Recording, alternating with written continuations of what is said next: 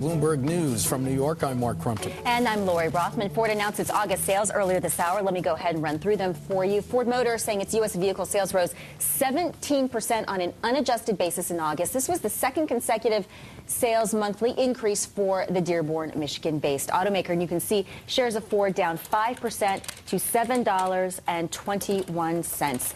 And it looks like we have Chrysler sales, too, and I can't seem to pull it up, so I don't know, Mark, if you have it handy. Chrysler total August U.S. vehicle sales down 15%. Chrysler saying once again that total August vehicle sales are down 15%. That headline just crossing here at Bloomberg, and we're going to have more on that story and more about U.S. auto sales coming up in just a moment.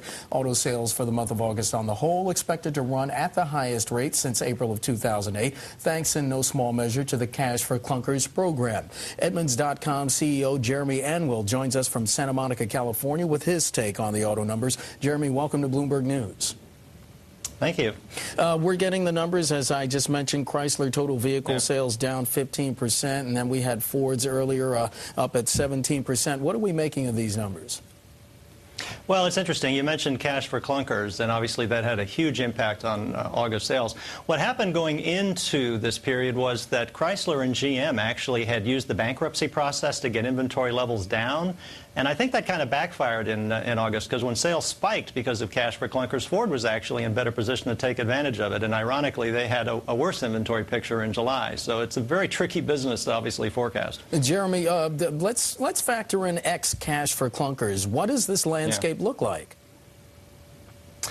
Well, the month of August, as you said, is going to be certainly the best month this year.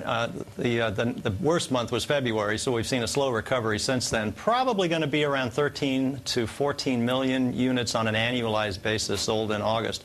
The big question mark is what's going to be happening in September, because we've already seen the sales levels plummet down to about an 8 million rate. So big August, probably a very tough September and October coming up. So Ford had a second consecutive monthly sales increase. That's pretty outstanding considering the climate. So what can you really pin down what Ford is doing right? You mentioned the inventory ordeal. Well, yeah, and that just kind of worked out into their favor. A couple things they've been doing. One of them is they've been introducing some new product that is much improved over the old product. They've also been able to benefit, I think, from some management stability. They've had a new CEO there now for a few years. A lot of the things that he's been doing has actually kind of settled down. You take a look at the August numbers, I think another big jump you're going to see from Hyundai, which has also been doing very, very well this year. So it shows that even though sales are down, some car companies can make some gains. And we heard today Ford's started work on a new low-cost car to sell to fast-growing markets like India, China, Eastern Europe, South America. Is that the right strategy? Well, I think it is. It's interesting you're mentioning Ford, because they did the same thing in the United States decades ago with the Model T, and it's the same sort of thinking now in some of these emerging markets. And I'm sure there's going to be a big demand for basic, inexpensive transportation. Jeremy, what about the inventory shortage that a lot of dealerships are facing? How is that going to play itself out between now and the end of the year? Yeah. Well, here's the issue. Obviously, we saw a huge sales spike, not only because of Cash for Clunkers. The market was improving anyway, but certainly really over the top in August. And now the unintended consequences. One of them is that inventories, as you mentioned, are very, very light. And related to that is that prices have shot up. The average car right now is selling for about $500 or $1,000 more than it would have done without the Cash for Clunkers sort of sales bubble that we saw. So what that means for car buyers is there's not a lot of really good reasons to buy right now, and we think that sales will be soft probably through October, maybe even into November. Jeremy, characterize the traffic you're seeing on your website, Edmunds.com. You give pricing and competitive information. You try to educate consumers. Is it possible to tell what models or types of cars people are more interested right now? Sure, because we can track, the relative change in the number of people looking at different vehicles, one vehicle versus another.